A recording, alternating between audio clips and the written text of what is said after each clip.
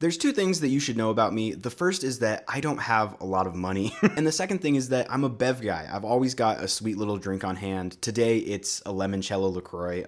It's all right. The vanilla flavors are a bit much. I don't know why I'm explaining. So I've always been curious how much a sip costs. When I hand someone this drink and they take a big glug of it, how much money did they just drink from me? How much money am I now owed? There's no good way to figure out quickly and efficiently how much money someone just drank from you.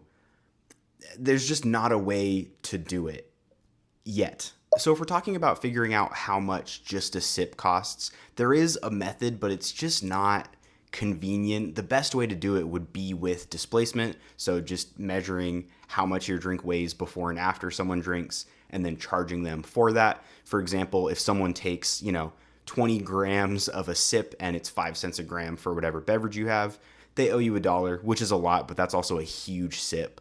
This method just isn't great because no one's going to sit there and measure their drink. You might not have the tools to measure your drink.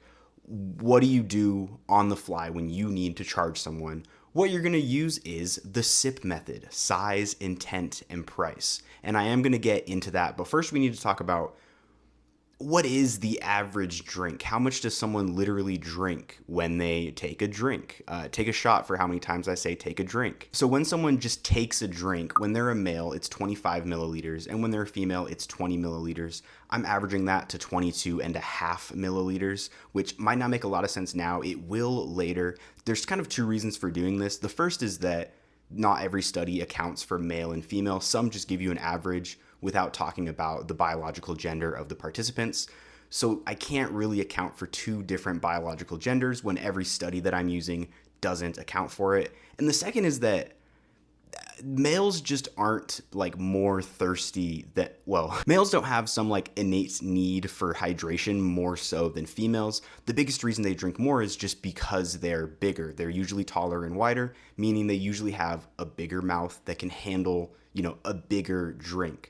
I'm going to be accounting for height later, so accounting for height and also accounting for gender is just kind of overkill. We're just going to sit in the middle, 22 and a half. And this study has a completely different average. There's variables that we don't know about, but 16 milliliters being the average drink is way smaller than 20 or 25. So I feel like 22.5 is a good medium. What this study really does, though, is instructed experimental drinking tasks.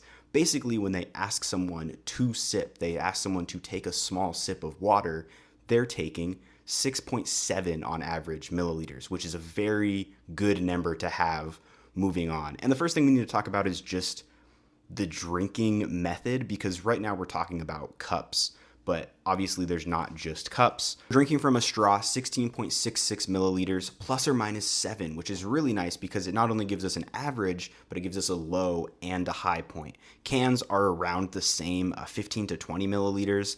I'm gonna round that to 17 and a half. That number's hard to find. This is what Google's AI, spat out, so take it for what it is. So for factors of a sip, like what literally goes into it, the first thing is just the size of a person. If someone's taller, they generally have a bigger mouth, they have a bigger sip. The next thing is greed. Does someone want to get a bunch of water? Is someone just taste testing yours, so it's just a little sip? What are they going for? If someone wants to consume a bunch of your drink, they're going to do that. It's going to be a bigger drink, obviously. The next is the vessel. If something's easier to drink out of, like just an open cup, it's easier to get more liquid with one drink versus a can where the opening's a bit smaller. It's just a little bit harder. So I'm actually going to stop doing the drink thing. I didn't realize how much I said it. I think it's getting kind of distracting. Please don't drink that much. Okay, so the average drink that someone's going to take is going to be 22 and a half. That's the number we already saw. Figuring out the low and high point, I went with the plus or minus 7 from the straw discussion. I think that it just makes sense to have that, obviously. So our low point is 7 less, our high point is 7 more, and then I filled in the gaps as well just for a little bit more of a range here. And now you can see what we're going for: extra small, small, neutral, large, and extra large. This is just the size of the person. If someone's very small, their mouth is smaller, they're gonna take a smaller sip versus someone very large. So where do we go from here? To figure out what would happen if someone wanted to intentionally take a smaller sip or intentionally take a bigger sip from you. I'm coming back to that study about when someone was instructed to take a sip, it was about 6.7 milliliters versus their average of about 16. So looking at that, when someone's instructed to take a sip, it is 0.42 times the average. Basically, it's 42% of their regular sip. Bringing that back to the board here, when someone is drinking kind, they're not just taking a regular drink, they're taking a drink with the knowledge that they're drinking your drink. It's going to be 42% of what it was. On the other side of that, if someone's being greedy, I'm going to say it's 42% more. So it just climbs up. They're going to take what they would have drank plus a little bit more because they like your bev. So how this is going to work is you're going to judge someone based on their size/height and on how greedy they drink or how greedy you think they would drink. If I'm going to share a drink with Sabrina Carpenter, she's 5 feet tall. She's very small. I'm also going to say she's very, very greedy, about 22 milliliters. LeBron James. You are my sunshine, my only sunshine. You make me happy when skies are gray. You'll never know, dear, how much I love you. Massive man, also a big greedy bitch. He's going to be 41 milliliters. Someone like my dad, he's about average height. He's also a sweetheart. If I'm sharing a drink with him, he's going to be in the neutral kind category, 9.45. And I understand that sizes being like extra small doesn't give much of an indication, so I did clarify those. This is the graph I'm going off of. We have men and women and just kind of the natural average heights. So men tend to be a little bit taller, women tend to be a little bit shorter. When we're looking at what neutral is, it's going to be in the middle of this diagram. So a neutral person is a woman that's a little bit taller than the average, or a guy that's a little bit shorter than the average. And then the numbers go from there. So I calculated with straws and cans as well. You don't really care. This is the average graph. This is kind of what we're going to start using. Again, a bunch of numbers that you don't care about. You do have our heights in there now, but it needs to be a bit more usable. And I spent a lot of time trying to make it usable because when you're messing with numbers, when you're messing with calculations, you're going to throw things off somewhere. This is what I landed on. This is what I landed on. Basically, someone under 5'2" or someone over 6 feet. The numbers get a little bit fudged. The further away you go from that middle point, it gets a little bit harder to keep things intact. But we have a really good cluster of greens that I think would work for most people. The shortest end of the stick, literally and figuratively, would be a small greedy person, or sorry, an extra small, I guess, greedy person. Someone under 5'2" that's also really greedy is getting hit by two unfortunate calculations. Someone that's that small is on the fringes of the average, which means as I'm changing data, the fringes are going to get hit the hardest by that. And just the way the calculations work out, when someone is greedy, it changes the numbers just a little bit more than when they're kind. So someone that is very short and very greedy, their number goes off by 2 from what it should have been. Everything else is pretty close. So looking at the S.I.P method, how are you going to actually use this in your day-to-day life without memorizing that whole graph? You're not going to do that. It's actually really easy. Size is on a plus or minus 4 scale. Intent is on a 40% scale. So all you really need to remember is 4. And then calculating the price of a drink is really easy. Just the number of milliliters of the drink divided by the price of the drink. So to show you how this works, really all you need to know is how someone deviates from a neutral drinker. Basically someone of average height who takes, a regular drink without really thinking about it. Let's say we're dealing with someone who's about 5'4". That puts them in the small category. It's down a notch from neutral, which means we go down 4. So 19 minus 4, 15.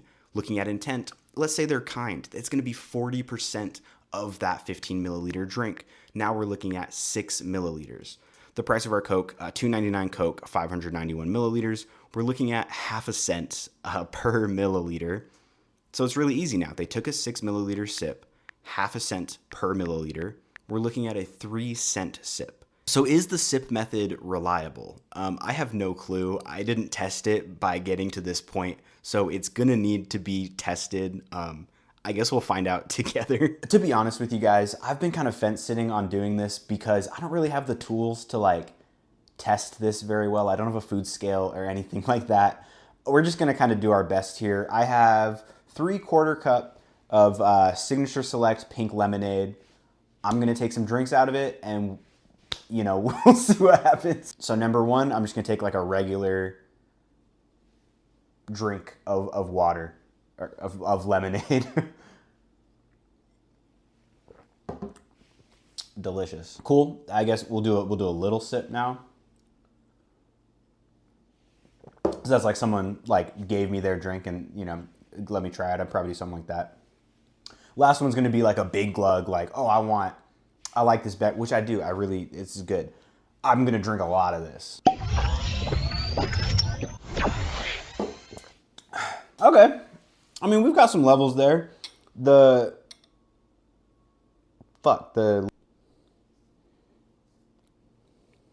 So I filled up one of these cups with 3/4 cups. And I was like, oh, they're all gonna be the same size because it's 3/4 cups. But now that I'm looking at them, and I'll see if I can show you guys, these cups aren't very good. So I don't know how well you can see that, but the bottom of this glass is not flat. There's like little sections that it like dips up in, which means that when I evened these glasses out, I also messed up all the measurements. I can figure this out. Hold on. Okay, so we've got a quarter. Fuck. We've got a 1/4 cup. Just a regular drink. That's a little bit above half. A 1/4 cup is 60. So an eighth cup would be 30 milliliters. I'm gonna say this is I probably drank around 25. We'll go with that. Shit, I just wasted so much fucking lemonade. And now we're gonna take a little sip. Yeah, that's okay. That's way better. I'm gonna say probably like a little under 1/4 of a 1/4 cup. So I'm guessing in the 15, 12 range. So the other one was 25. This one was 12. And now just a big old glug. Oh, I'm making such a mess. That was most of it. I'm gonna, dare I say, 48 milliliters for that one. It's just purely off of looks. Me and my girlfriend mixed this with sparkling wine as like a mixer, and I just wasted a lot of it, and I gotta clean up. So don't let her watch this video. So yeah, let's crunch the number. So things aren't looking great. I'm around 5'10", at least that's what I tell people, and I'm a bit off from the averages that you'd expect for a neutrals drink and even a sip. I think where things kind of went off the rails is with the greed. It made sense in my head that a sip being 42% of like a regular drink, it makes sense that a big drink would be 42% more. I think that's just a really hard way to look at it though, because I don't think it's fair to have it scale like that. And I never found a study that does scale it like that because nobody's scaled it like that. And so with a kind sip, with like just a little taste, you still need to get enough of the drink to take a sip. Like there could be like a super taster, especially if you're not a huge fan of alcohol, like tasting just a little bit of alcohol in, just a little baby bit. That makes sense. But with a greedy drink, you're going for it and you're getting a lot. When I found myself doing a greedy drink on my very scientific test over there, fuck.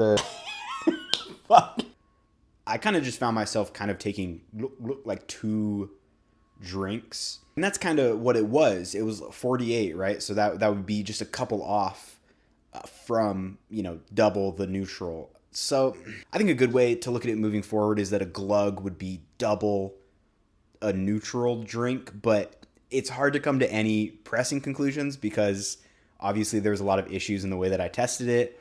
And I wish that I could have tested it. But my computer's my computer's broken, by the way. Honestly, a good rule of thumb for it might be halves, like a neutral drink, and then a sip is half of that. A glug is double that. Could be a good way to look at it. But the baseline is if you want to charge your buddies for taking a sip out of your drink, you now have the tools to do it. Good luck.